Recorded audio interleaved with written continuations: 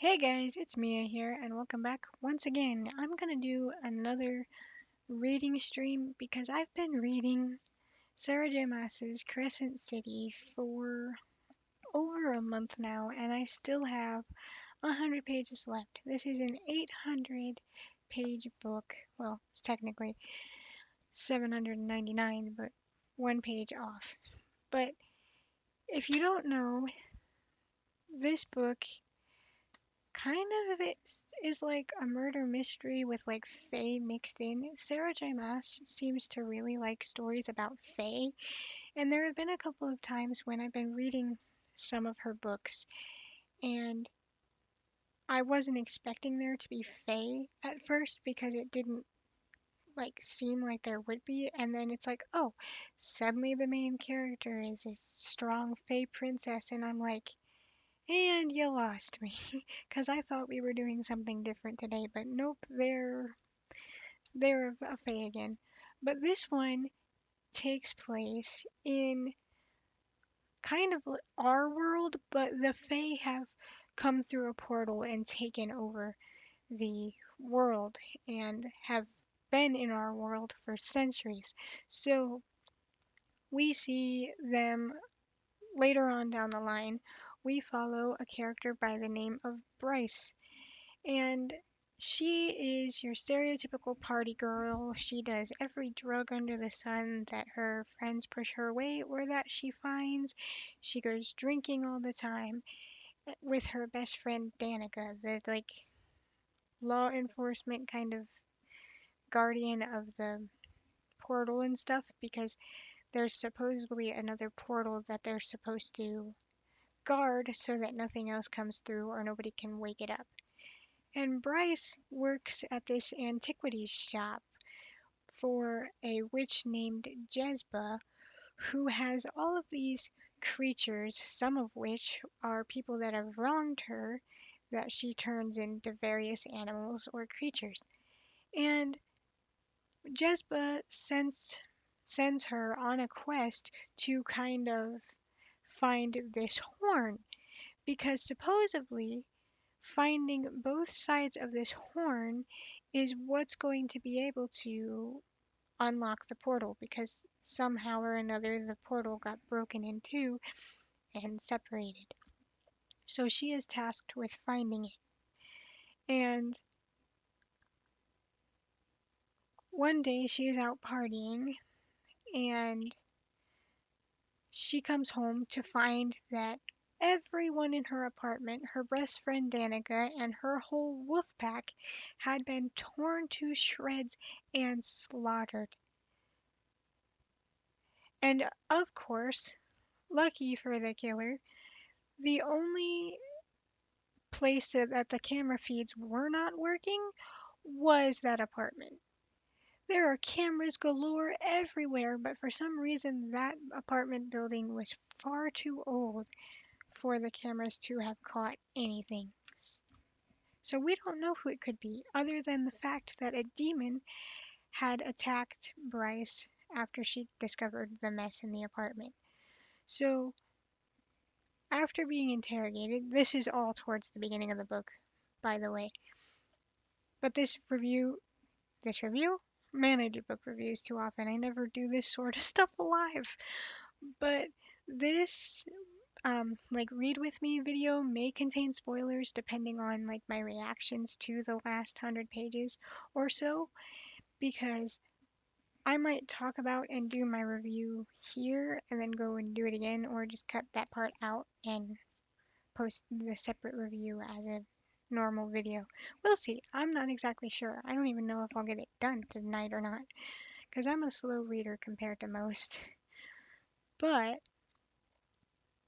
there was a line that had me almost quitting the book when I was already this far in because it just rubbed me the wrong way. But luckily, this time she explained things a little better, and it's a line that I cannot tell you because it's a major spoiler. And if you're someone that likes Sarah J. Maas, but you have never heard of Crescent City and this series, I recommend it. And I think it's fun so far. It's kind of like a murder mystery style story where the Fae are in our world, technically. They just have taken over. And she is put under guard by a fallen angel because this fallen angel is a slave to an actual angel because he was part of the rebellion against the angels, and his name is Hunt. And the angel that tasks him with watching Bryce, who they are suspicious of at first, told him, if you guard Bryce and help figure out what is happening here, I will knock you down to 10 deaths, 10 lives that you have to take from me. And he had like 2,000 kills for this angel left to go. Because he's like, oh, you took so many of our people's lives, so now you owe me a death for a death. You owe me a life for a life. You're going to be my hitman and take out whoever I want you to. But if you do this for me, if you help solve this with Bryce, you're down to 10. Not 10,000, 10. And he's like, sign me up. When am I starting? So they have this interesting, like, not even, they're not buddy cops, but like, they have this interesting, like, he's the scarred and damaged, and she's like the bubbly one, even though she's kind of been through hell herself. She is the bastard daughter of a faking, and that's not much of a spoiler. And she's half human because of it, which also is a hit against her popularity. So she has issues with that, and with a father that basically said, you're not my heir because you're half human. Even though he apparently liked humans enough to be able to sleep with one and produce an heir. But I guess they see humans as no better than whores. I, I don't know. But, so as they're going through and as he's like working on the case with her, they start to become closer because he has to be with her 24/7 because these demons pop up at random and they don't know who's summoning them or how or why. They just know that these demons are a danger. And then you got drug running in the mix. There's a lot to this, and I really enjoyed it. Although, like I said, one line of this book almost had me putting it down because I'm like, you're kidding me, right? You're kidding, right? We're doing it again. But like, I'm gonna try and finish this tonight. And you don't have to read the same book with me. You can read whatever you want to read, grab a beverage, get comfy. Um, I'll talk about points when I want to, or if I manage to get it done. I just think doing these read with me streams every once in a while is a good break from the chaos and a reminder to slow down and just take a moment. So get comfy, get cozy, and let's read some books. I am on chapter 79, on page 696. I don't know if anybody else does this, but for some reason I like to flip ahead and count how many pages I have left. It must have been a short chapter because I skipped right to 81. Where's 80? Where's 80? There's 80. Yeah, see, like that's a 3-page chapter. And for my bookmark in this book, I got a cool. It's a sword. I actually got this summer at an old, like a garage sale. The whole town at the same time gets together and does like a huge summer garage sale. I got this one and two others. I can show you. Oh, I almost shut my book without putting the bookmark back in it. That would have been bad. That would have been bad. What did I just click? Am I good? I didn't click anything. My book hit my mouse.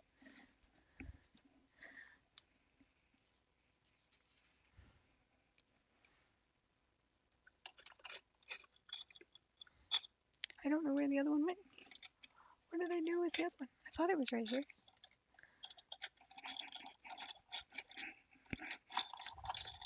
Um,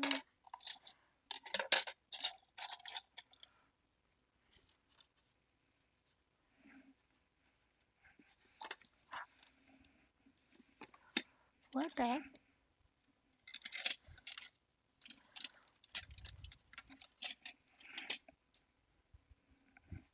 Um,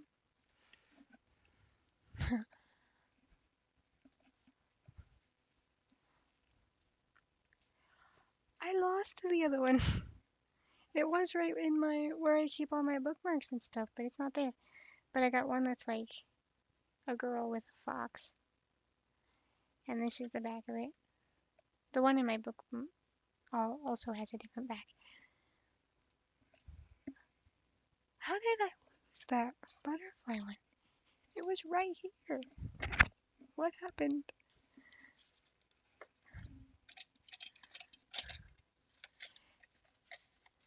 Oh, that's the homemade one. What the heck happened to it?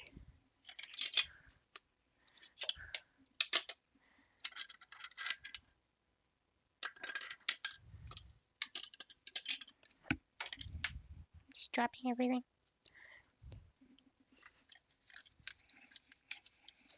It's not another book. I haven't started another book.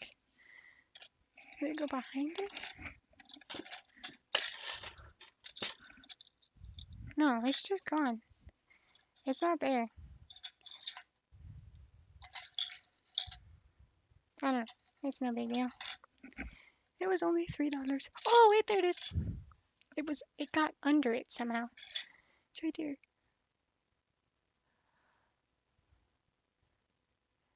It's a butterfly on like a cherry blossom tree. I don't know how it got under the book holder, but it did.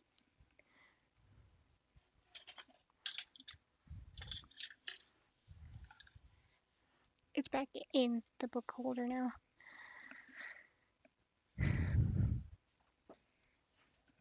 But yeah, those are the bookmarks I got. Okay, but now let's get comfy, let's get cozy. Grab a drink. I have my water today, normal water. Put on whatever music you like, and we can discuss the books that we're reading as we're reading. So let's get into this.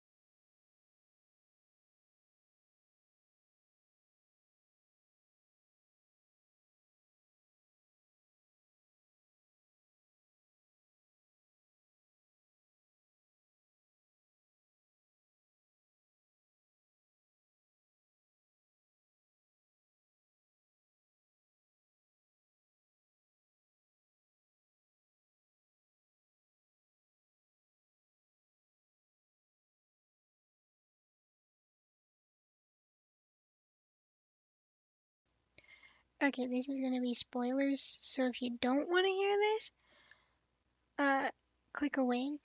But what is it with shows and movies hurting animals? Like, what is it? Why do it? Like, this poor animal did nothing to you. You just hurt the animal because you want to be like, hey, I'm the bad guy. And if you're not going to do what I say, your animals pay to. Like, this poor little chimera. And in this, the chimera is technically like a dog and has been with Bryce since the start. Like, she's in debt because of this dog, because the Jezba that she works with was going to get rid of the chimera for some reason or another, but Bryce was like, no, let me buy him off of you and I'll take care of him. So she made a deal where she had to do extra work for her just to be able to afford the chimera. And the big bad of this is like, let me just toss this chimera who cannot swim into a monstrous fish tank while you're dying of something and why you can't stop me. The poor chimera. I'm like, why do they always have to go for the animals? Leave them out of it. We know that the villain's an asshole enough without the assault on either kids or animals. You don't have to make it worse. Like, why go for the innocent creatures that had nothing to do with anything you're after? Also, if you want the horn that bad, go jump off a bridge and see if you can find it there. I don't know why he even wants the horn. I don't know why he wants it. I have no idea. And I'm not telling you who it is because that's like a big spoiler. All you get is he's a he, and there's a lot of he's in this book. At this point, I don't even know if he is a he. It could all be an illusion. I don't know. But he's certainly an asshole. We didn't need the abuse of an animal to drive that point home, but here we are. Poor thing. Oh, where's the other one? There it is. Oh.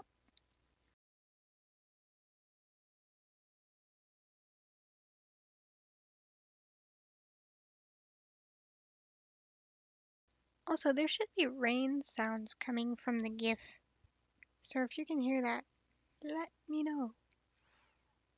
Unless, maybe not. You know what I could do? One second.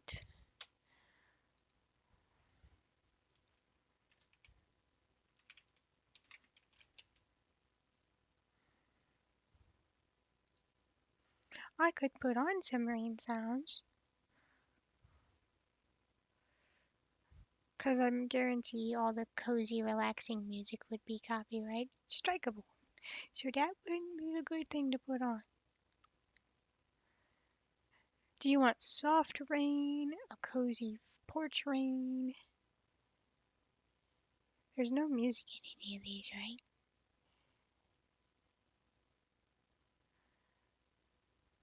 What does the front porch rain sound like?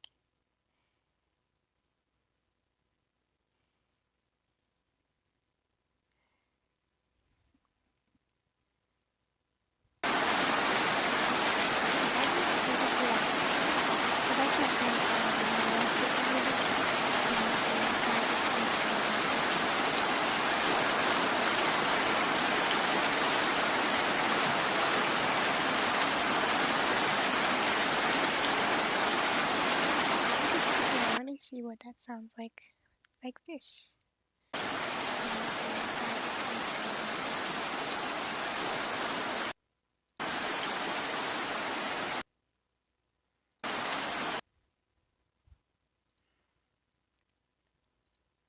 Oh wait, I'm an idiot. I can just turn it down in YouTube too. I could turn it down in YouTube too. Da da da. YouTube has its own volume bar. Um, What am I doing? I need the chat. What books are you guys reading? Here, how's this sound? Is that better? That's muted.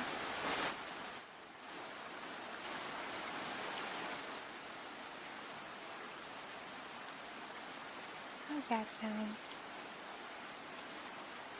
Let me pause this and see. Over here. That's muted. Oh, that sounds much better. Okay, good. Good, good, good. Okay. Put that back up. And this back up. Ah, there we go. There, now you have some rain ambience going in the background. That you're gonna enjoy.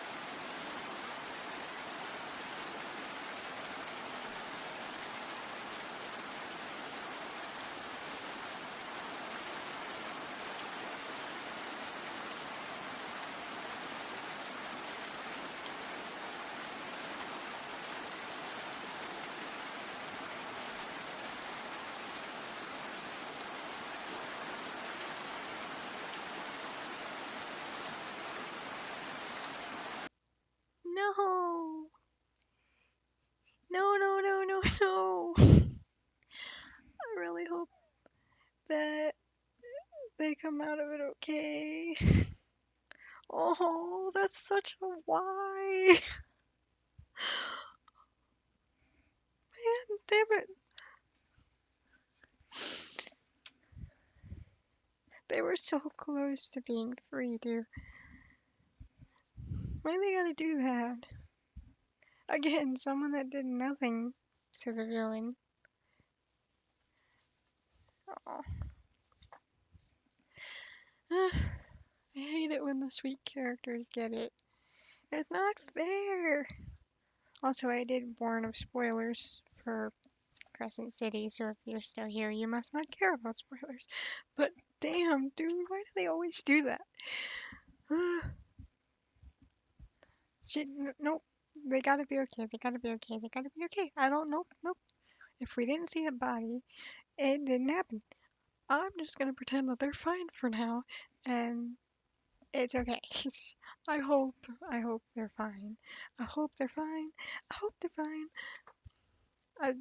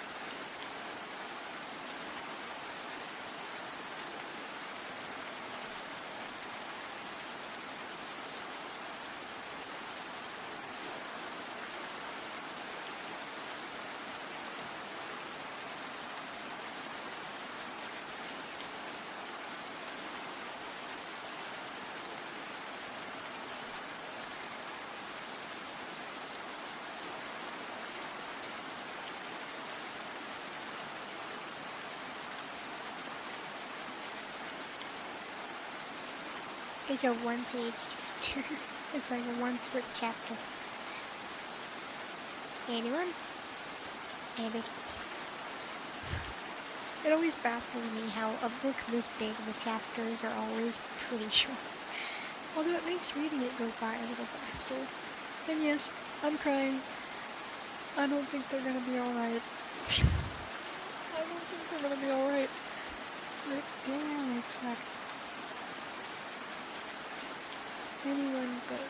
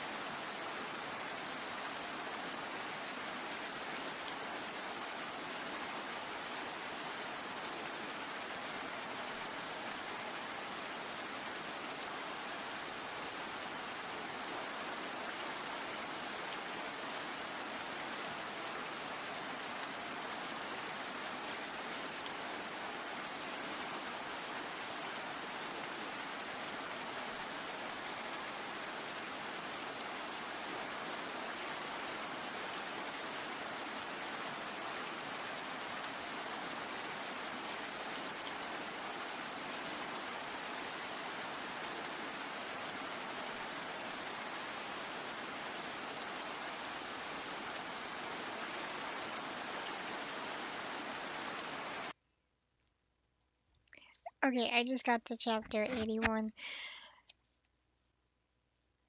And oof, they had it coming. I love when villains in books and movies finally get what's coming to them. Like, you know they did it. They done confessed, they showed you proof, they done monologued to their whole life story and told you they were behind it.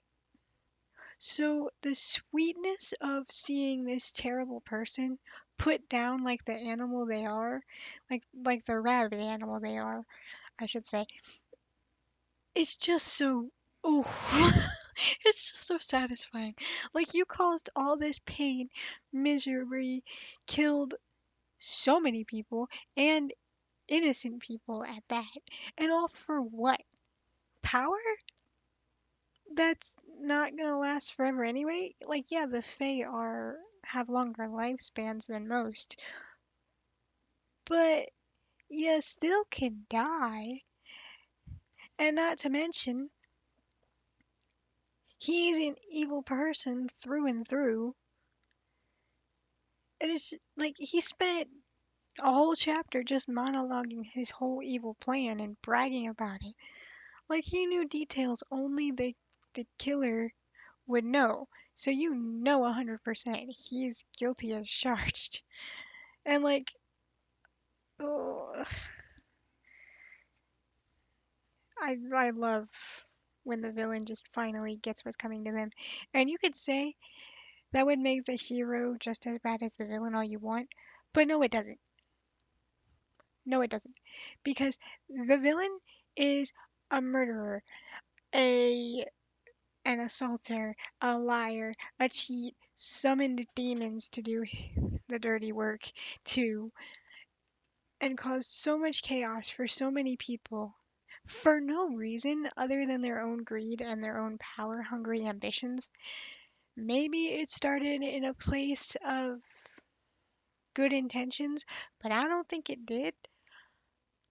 Although I'm wondering how this is going to impact another character in the story. I hope for the better. Hope. But like, oh, I love seeing a villain death. I love seeing a villain death. Like, you did all this horrible shit, caused all these problems for everybody. You were working behind the scenes to even undermine your own team, and just, yes, just die. You just need to be gone. And saying that the hero is just as bad as the villain in that moment is a lie because they are taking an evil person off the board who probably would have taken countless other lives if left alive. So you probably saved so many more lives just by taking the one life. And that's called self-defense. Because he's been trying to kill her, try, trying to kill her dog and all of the people around her for selfish reasons. So, I love a good villain death. I love a good villain death.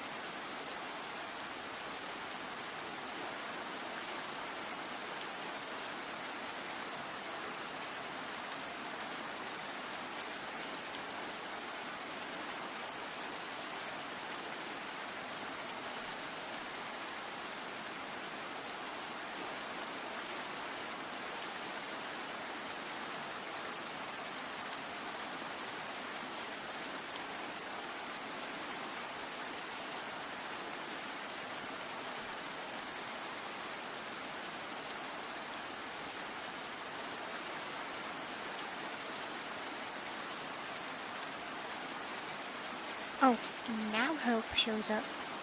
Now help shows up. I look asleep. Do I?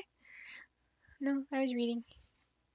I'm on page chapter 82. And chapter 82 is another short ass chapter. Why in a book this big do you make chapters that are 2 pages? Why? I count the chapters as the amount of pages I need to flip, not not front to back usually. But like help showed up. I think they were hoping she would die because they were taking their sweet ass time getting there. But oftentimes in real life situations, if you're being attacked, I've seen videos of a lot of cops saying, we may not get to you in time depending on where you live, so handle your business if you are able to do so, because oftentimes cops are too far away and things happen far too fast for them to be of help. So oftentimes they say if you have the capability and the skill to handle your business.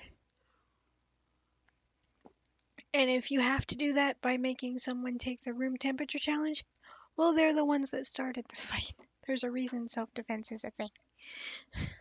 But if you can handle your business without having to take a life, then that's one thing. But like, yeah, oftentimes help is not going to get to you in time, so you have to do what you can to protect yourself.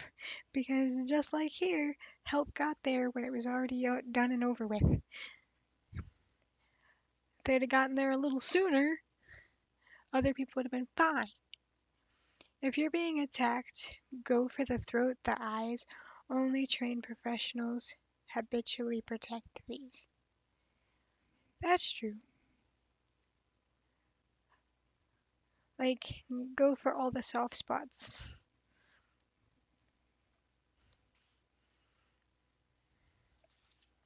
And anything can be a weapon if you use it right. Anything within reach. Now, that's not to say you're going to know what to do when you're in that situation, because sometimes you don't know what to do. Like, you only ever know what to do when a situation like that arises when you're in the situation. Like, some people say, like, oh, I would do this and this and this and this, and then they get in a situation and they completely freeze. And then some people are like, oh, I think I would freeze and I'd be killed. And then they're like, they get in a situation and they power through and end up okay. You just never know. Like, you can train and train and train and practice and run through scenarios in your head, but you never know until you're actually in a situation like that what you would do. Like, there was a moment when it was when I was little. We still lived here at the time. Well, if running isn't an option. But we still lived here at the time, and one day all of us kids were out playing, and this truck rolled around, like real slow like. That's nothing new, nothing weird about a truck coming through the neighborhood. But all of us kids were like, car, out of the road, because we were playing basketball. When it got weird was I was like, okay, this car is going even slower, and I saw him hit the brakes, and I'm the oldest kid out there. And the truck stops, so I'm instantly on alert. I'm like, I don't recognize this truck. I don't recognize the man in the truck. And why is he stopping in between a group of kids? I never thought I would stand up to a grown man, being 12 at the time. But I was like, my heart stopped. Like when I saw, like he pulled up and stopped, right? And he's like, hey kids, want some change? And held out like a big handful of change. And my heart stopped as kids started moving towards the truck. I said, "Stop!" And thank goodness all those kids out there listened to me because I was one of the older kids. Because they could have been grabbed up in that truck and we'd have never seen them again. But like, so I said stop, and all the kids froze. And this guy goes, "Oh, what's wrong? It's just change." I was like, "You don't tell young kids to come take anything from your car, ever. I don't know who you are, but you need to get out of here, or I'm going to go and get my dad, and you're not going to like what he does to you when he gets a hold of you." But he goes, "Oh, but I'm a preacher. I'm a preacher. I would never hurt a kid. I just want to give them some change." I'm like, "I don't care who you are. It takes, or even if you are being genuine and you have good intentions, it takes one time of it being okay for a kid to think that because it was okay that one time they can go up to any stranger's car that goes, 'Oh, want to see this puppy? Oh, want some candy? Oh, want some change?' It was fine that one time, so yeah, I'm just gonna go." And then snatched. And he goes, "Oh, but I would never. It's okay. I just want to give you the change." And that's when I looked at I didn't look at one of the kids. I said, "My dad is right there in that garage. If he makes one move to even open that car door, take off running, get my dad and tell him what's going on. Tell him what's going on."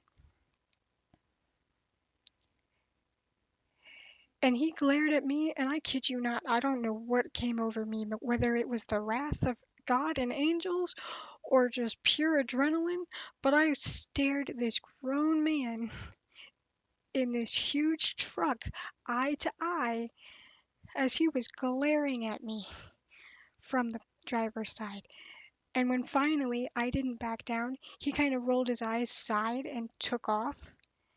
And then once he got a bit ways down the road, he threw the change out the window. And none of the kids moved. I watched his truck leave the neighborhood, and one of the kids was like, "Can we get the change now?" And I said, "You can get the change." And then I went and told my dad what happened. And my dad goes, "Why didn't you come and get me?" I was like, "Dad, I was the only one that was stopping that man from doing anything. I was the only one that stood up to this man. I was terrified that if I left to get you, who like one of the kids would have been like, 'Oh, it's fine,' and gone to the truck, or he would have got out of the truck and grabbed someone." Like, I did tell the kids you were right there and to go get you and explain what happened, but I was not leaving them.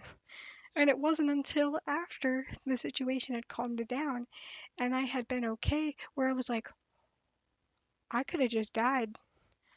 I could have, that could have been real bad. But I wasn't thinking about myself.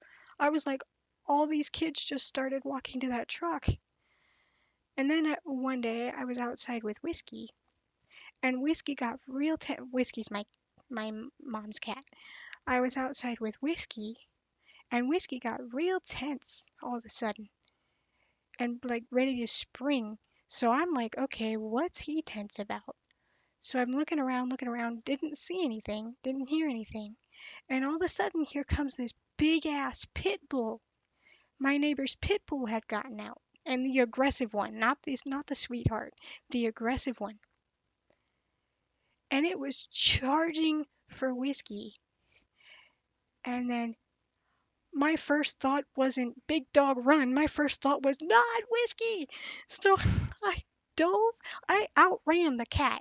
I outran the charging cat, grabbed him in my arms, screamed at that dog that I said, "If you touch my cat, I'll kill you, mutt." And I like, phew, I was pissed. And this dog went, stopped right in its tracks. And I had Whiskey in my arms at this point. He's got claws dug into my shoulder as I'm, and finally, after I said, "You touch my dog, I'll kill you," or "You touch my cat, I'll kill you, mutt," the neighbor finally saw what happened. And I said, "You need to get your dog right now, 'cause it charged my cat and me." and she was just twaddling her fat ass around. I don't know what she was doing, not paying damn attention to her animals. They never do. I've had to return so many of their animals, and they had my other neighbor pinned in her house one day being super aggressive. Some people don't need animals, but that's besides the point. But so I'm slowly backing away towards the door of the house to get inside, not taking my eyes off this pit bull as I'm screaming at it to go home. Owner still oblivious, but I got inside, locked the door, we were fine, and then I was like, after I calmed down, I was like, I could have just been dog food right there. And then I told my mom what happened, and she goes, you need to stop acting like a badass. I'm like, Mom, my body moved before my brain even thought. The only thought in my head was not whiskey. But my whole point of that story is you never know how you're going to react until you're put in situations like that. So, all the prepping planning, yes, it's good for like muscle memory and stuff, but uh, I accidentally shut my book without my bookmarking it. Fun. But um, given recent rumors and long-standing jokes about preachers, that arguably did not help him. No, probably not, but it's besides the point. Like I said, it only takes one time of a kid approaching a card being okay for them to trust the wrong person and not be okay. Do I want to think the worst of people? No. But what is one of the first things your parents tell you? Don't talk to strangers, don't go near a stranger's car. So, yeah. But, man, like, you never know how you're going to react in situations that are life or death. I went and shut my book. Cut like a dum-dum. I was on 82, 84, 83. Editor. Found it.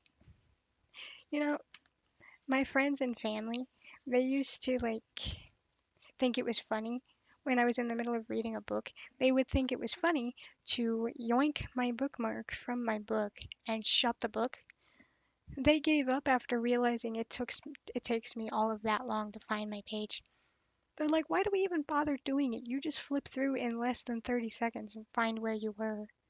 It's called remembering what chapter I was on and remembering what I've read in that chapter. It just happened that I shut my book on a chapter this time, so it made it easier. But friends and family used to do that to me all the time, and I'm like, stop. Stop, it's so rude. Okay, back to reading.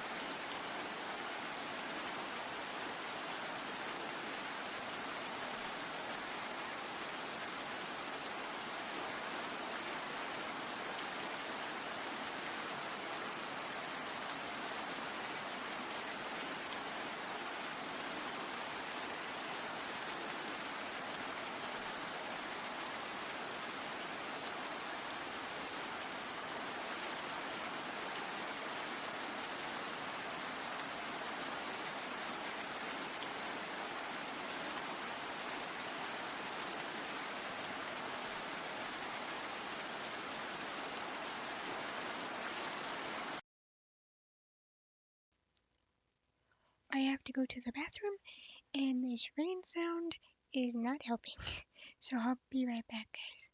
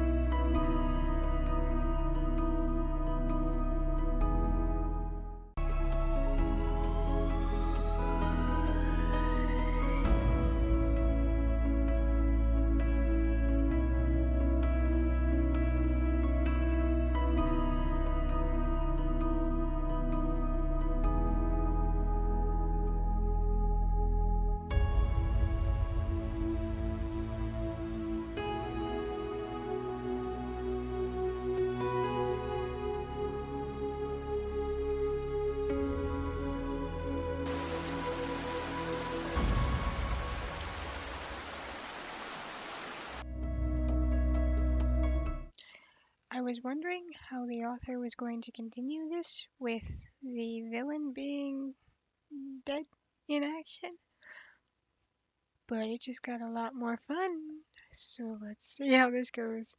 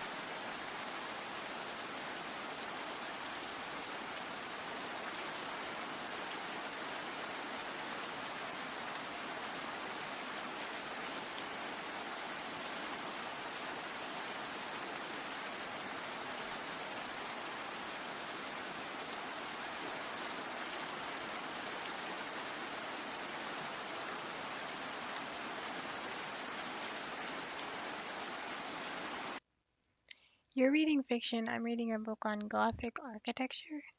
Ooh, fun. Fun, fun. This is getting intense. Like I was like, oh, villain dead now. What's gonna happen? Well, it's basically the apocalypse. So, and the main character is stuck in it. I've already been reading for 2 hours and I've only read 36 pages.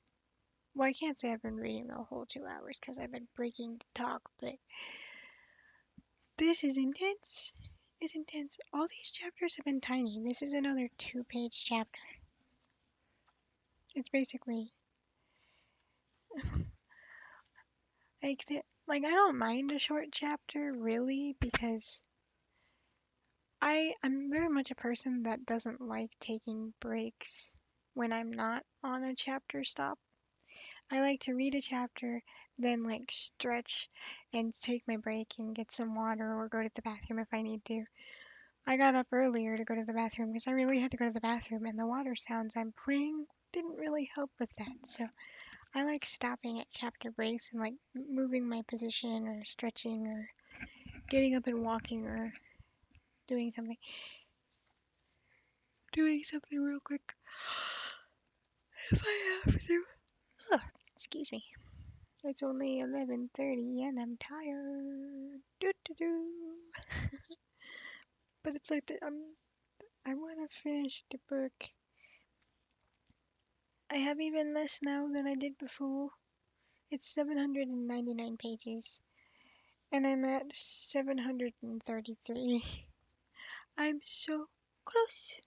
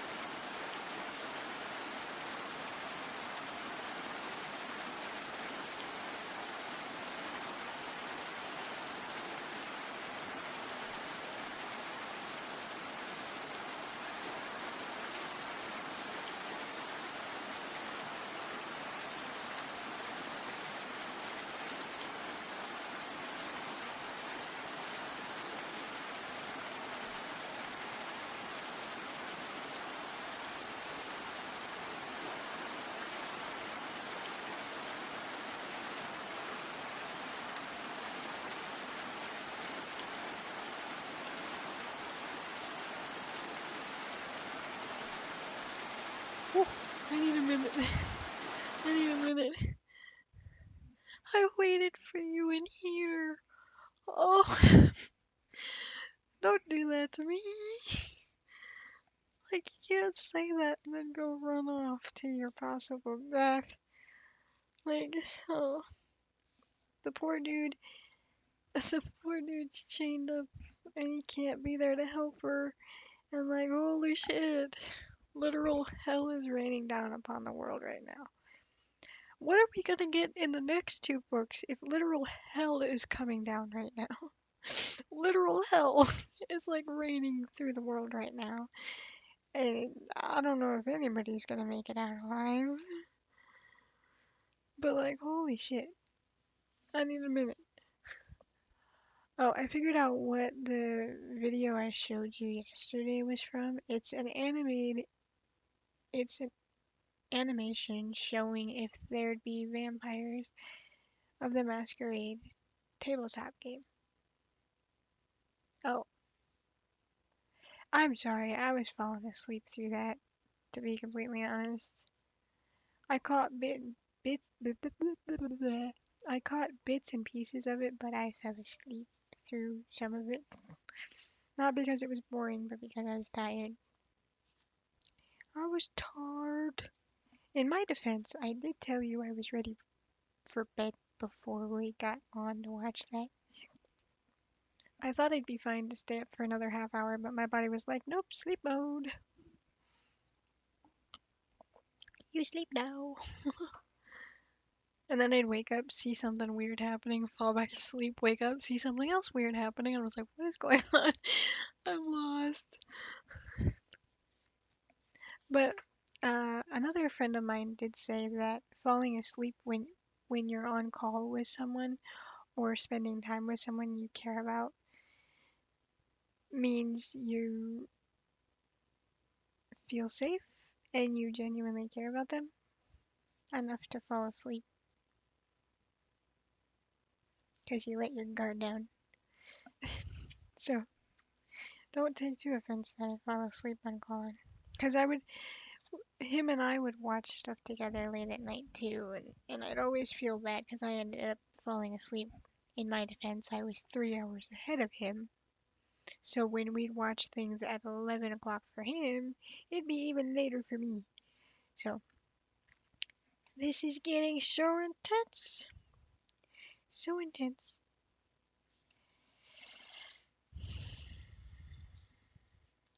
This is getting really intense. And I don't know if anyone's gonna make it out alive. I don't know. I hope so. But it's really good so far. So far, I say, as I'm 736 pages in. Yeah, it's really good so far. It's pretty bad when, like, 70 pages feels like nothing. This is 70 pages, and it feels like nothing. Any other book, I'd be like, I got a ways to go. But in this, I'm like, I have nothing left. But it's intense. I wasn't sure where it was gonna head when the villain ended up biting the dust, but that was not where I was expecting it to go. And I really hope that Sarah J. Maas is not going to pull, okay, all these characters die, so in book two you have a new set of characters, because I do have books two and three.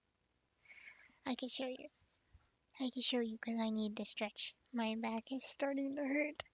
Ever since I crashed my bike a couple years ago and it hit my back seat. The seat hit my back, I mean. I English correctly, I do. But I can't sit still for too long. See, I have A House of Sky and Breath, which is, how many pages is this? Wow.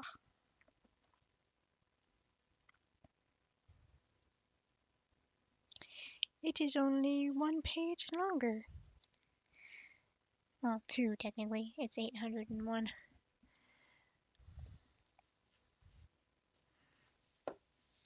And then I have A House of Flame and Shadow. This is the only one that's in hardback. My aunt got me all three of these. We were having a girls' day out. And she knows I like to read, so she took me to this little mom and pop bookshop. That rhymed. She took me to this little mom and pop bookshop, and she just happened to have those, and I was like, "Oh, I want to read that because I love Sarah J. Maas." She's like, "Oh, you do you?" I was like, "Yeah, ever since someone introduced me to her, I kind of really like her stuff."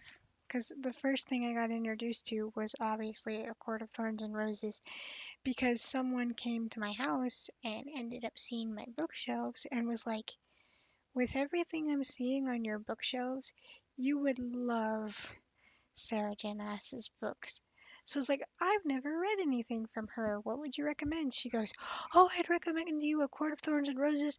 I started it and it's good, but I never finished it, but I can let you borrow it. I have the whole series." And I was like, "Okay, just throw the books at me. Why don't you?" But no, I ended up really I love her characters. Although I'm starting to think she has a thing for men with wings. Ow, my foot. Ow, my foot. I'm starting to think she has a thing for men with wings because every single man that the main characters end up dating has wings. Like, I'm not sure what Raysand was in A Court of Thorns and Roses, but he had like demon style wings, and Hunt is a fallen angel, which I did not know that going into this, but I was also reading Hush Hush at the time, which is, if you don't know, is a book all about fallen angels. I was listening to the audiobook. I wasn't really reading them, but that's about angels too, so I kind of ended up reading and listening to two books about fallen angels. Pardon me. I don't want to stop. I don't want to stop.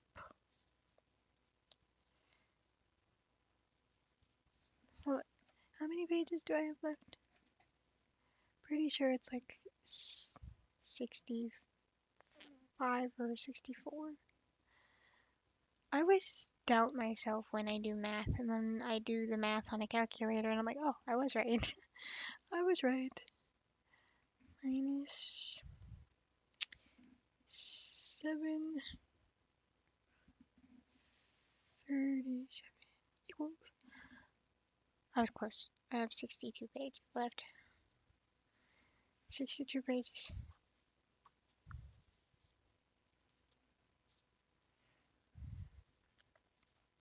Maybe I can finish it tomorrow. Depending. Depending. But I think I'm kind of done reading for now. I hope you guys enjoyed this. I I kind of enjoy doing like reading. What is this? It's not a vlog. Well, it's kind of a vlog. Reading streams. There we go. I'm tired, can you tell? I kind of enjoy doing reading streams because I don't know, it's just chill. It's just chill. A little wordy, but you might like Servant of the Bones by Anne Rice. I've heard of Anne Rice before. What's it about? What's it about?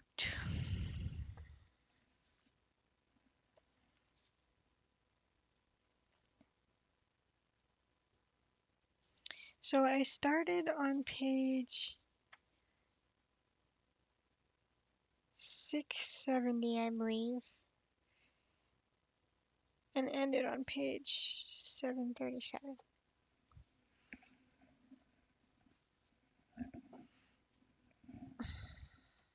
I don't know how long it's going to take me to read book 2 because I started this over a month ago now. It was a month, the 26th of last month. It's the 6th of this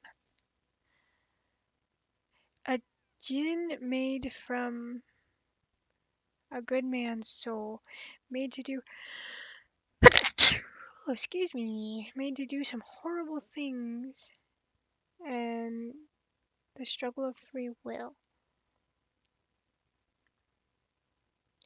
Ooh, I'm gonna look that up because that does sound interesting. Can I just copy and paste from YouTube? Will that let me do that? Will you let me? Copy. You will? Okay, hold on. Google, I need you.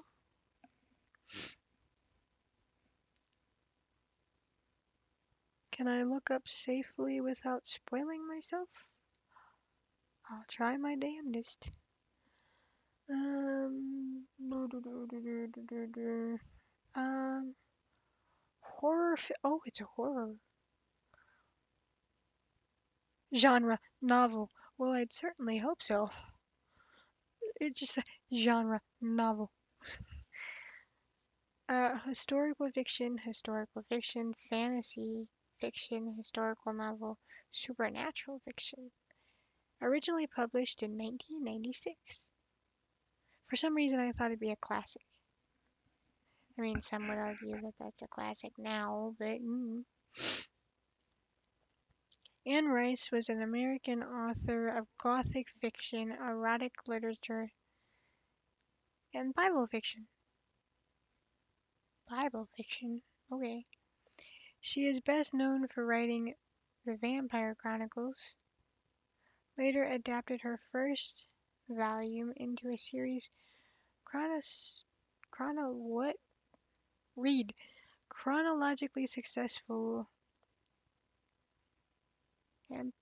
I have never seen that word before in my life. What the heck does embombus mean?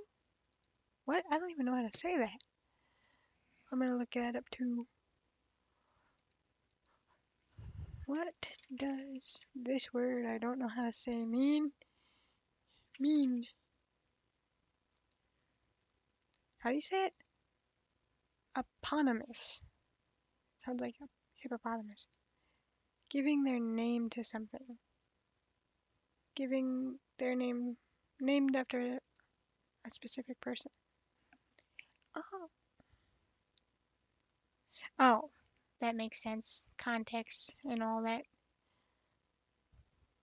The Vampire Chronicles, reimagined as a vampire, as a tragic anti-hero, and incorporated themes of alienation, sin, and supernatural. Her work often features New Orleans settings and explores complex psychological issues, mythology, and occult. Ooh, that sounds fun! Oh, that sounds fun.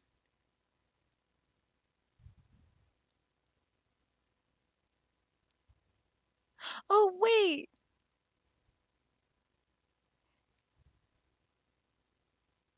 So she wrote. So Vampire the Interview with a Vampire and Queen of the Damned are by her? Because that pops up in the movie section. It pops these up in the movie. You guys can't see anything I'm seeing. I'm just over here Googling in the background because you got me interested. A Feat of All Saints. It looks like it was made into a movie in 2001.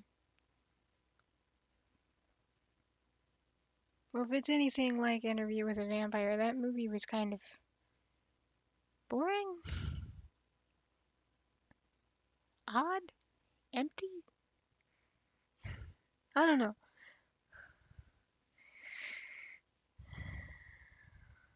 I've heard Queen of the Dam. I've heard mixed things about the Queen of the Dam.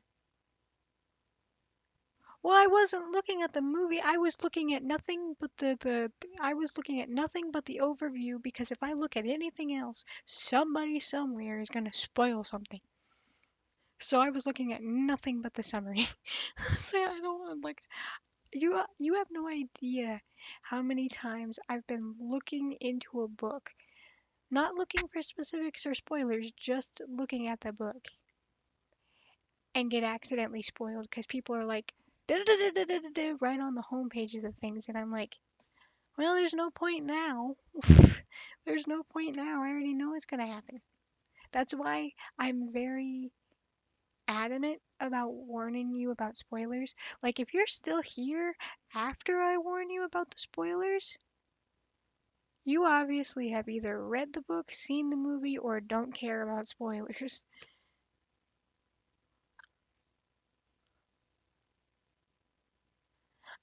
Well, I wouldn't say it ruined an review of a vampire for me because there are some times where, for circumstances one way or another, I watch the movie or the show first. Like, for example, His Dark Materials, Fury Hound. You know, I love that book series.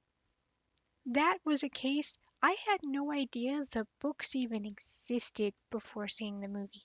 And I only knew the movie existed because someone my grandmother knew had grandkids, and their grandkids didn't like the movie, and she knew that grandma had grandkids, so she gave it to grandma, thinking that maybe if her grandkids didn't like it, we would.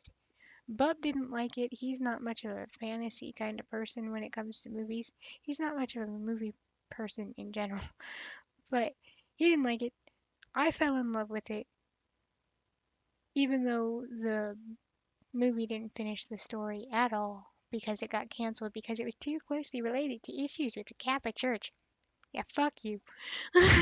But it got canceled because of that. It's not it's not the movie's fault they were calling out the bullshit tactics of the Catholic Church, because those priests be doing some messed up stuff. But that's besides the point. But it got canceled because of that. Well, some years down the line, I think many years down the line, I found out it had a book.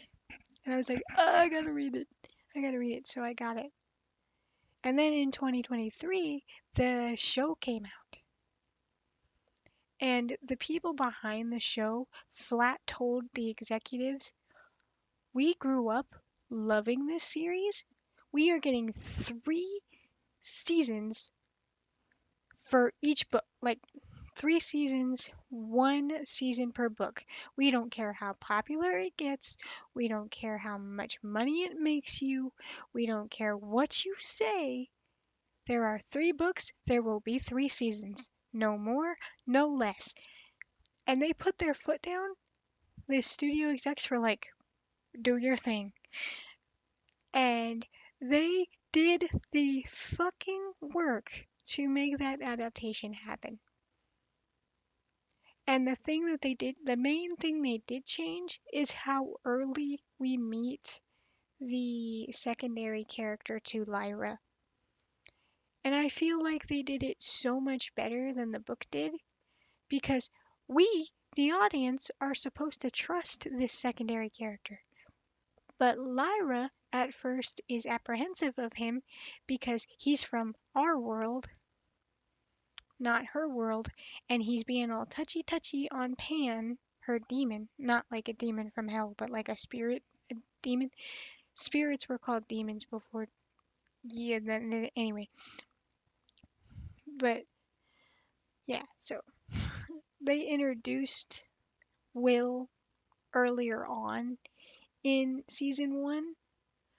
So when they met, the audience knew, okay, this guy's a good kid, but because he's so different from Lara and he's touching Pan, who doesn't realize how sacred that is, he's basically touching a part of her soul. he thinks he's just an animal because, he's from our world. We don't have spirits that walk beside us. And it's just fun. So, like, Lyra doesn't know, but the audience is like, you're fine. Because in the book, he just pops up out of nowhere in the second one. So everybody's like, who? Why? Where? Stop touching Pan. Like, just I like that change. And that was one of the only things that they did change. And it's so much fun. It's so much fun. And a friend of mine got me the whole series for Christmas on DVD. And I'm like, yeah. So, yeah. But what time is it? It is midnight. I am not finished with the book yet. Honestly, I didn't think I would be because I told you guys I'm a slow reader. I bet my cerebral palsy plays a part in that because I am slower to process things than most people. I'm not saying that's an excuse. Just I always seem to read slower than other people. And even in school, I had to have tests read aloud to me because I didn't couldn't keep up fast enough to finish the test in the time allotted. So I take my time and read slower so I understand and process things. Kind of like someone with dyslexia trying to read, but the words don't swim for me. It just takes me longer to the words don't swim and flip and rearrange themselves like I heard it does with dyslexia. But I'm not don't quote me on that. I'm not trying to compare the two. I take longer to read than some people, but that's fine. I'll get it finished eventually. But there was one thing that almost stopped me from reading this book, and major spoilers for this if you plan to read it. Uh, I'm giving you a few seconds to turn this off now or to skip over the part. So if you want to skip off, go ahead. But I'm going to reveal the major spoilers in one, two, three. Spoiling now. There was a line in here. The main bad guy came into Bryce's place of work, and it's supposed to be severely enchanted with all these different protections and spells and charms. But this dude just walks right in like those charms and spells are non existent. And he was attacking her, and she didn't know why. She didn't know why an angel would bother with a half human, half fae with no powers, and had not made the drop into immortality yet, so was as vulnerable as a normal human would be. And there was one line he said that almost had me putting the whole damn book away after 600 pages. And it was,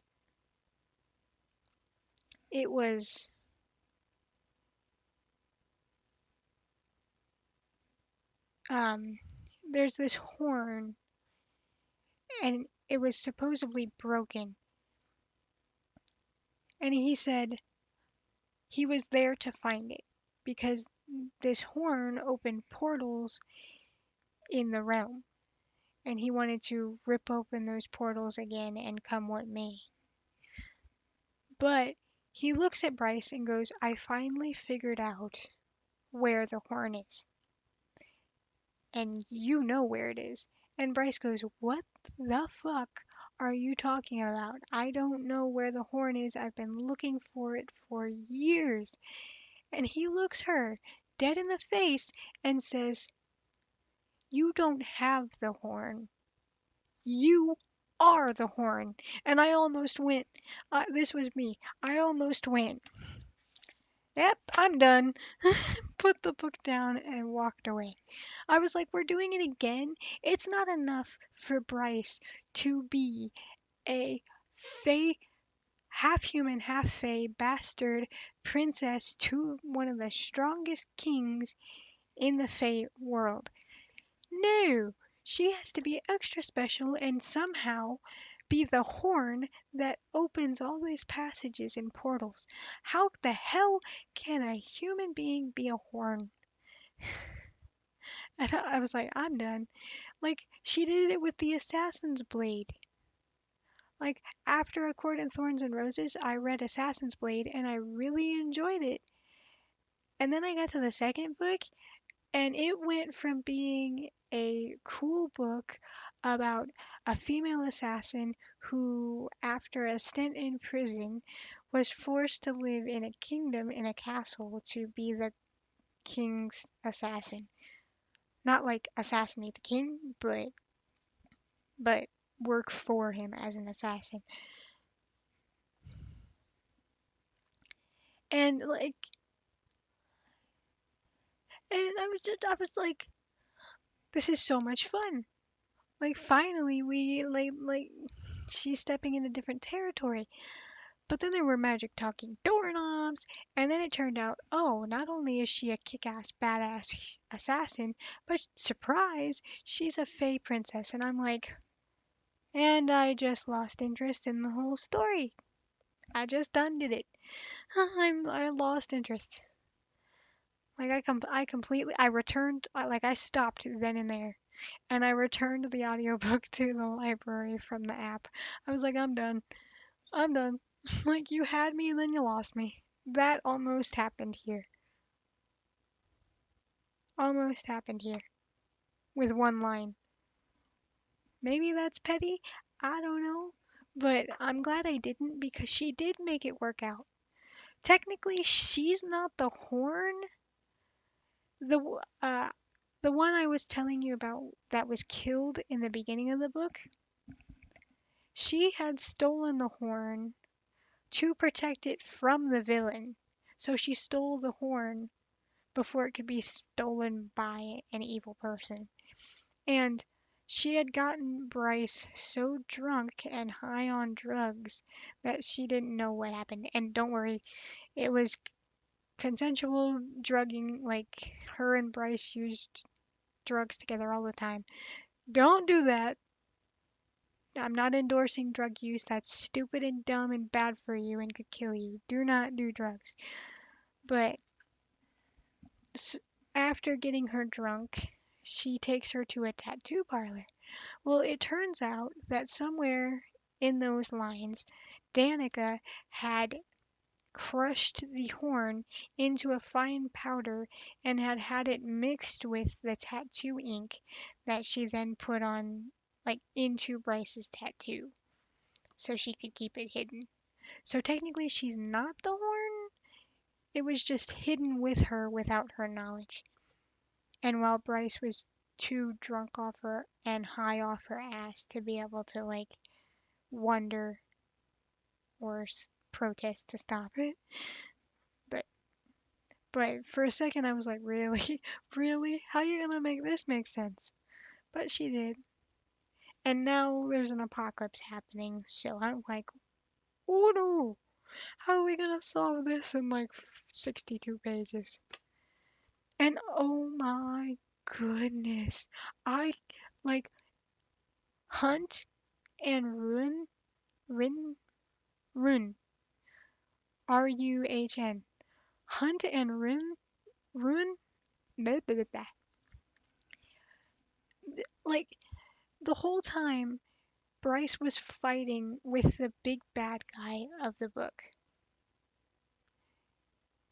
They were forced to watch it helpless on a TV screen so far away.